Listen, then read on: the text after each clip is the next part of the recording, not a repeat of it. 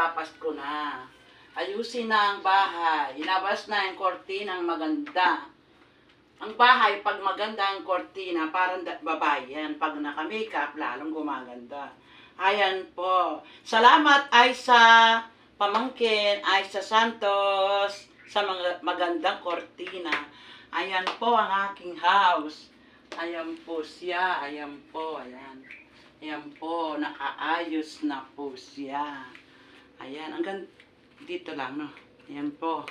Mga careers. Ayan, ayan po siya. Ayan po. Sino yan? Sino yan? Ayan, mga guys. Nagayos na ako. Salamat sa aking friend, si Gracia. Laging nandyan para tulungan ako. My friend, thank you very much.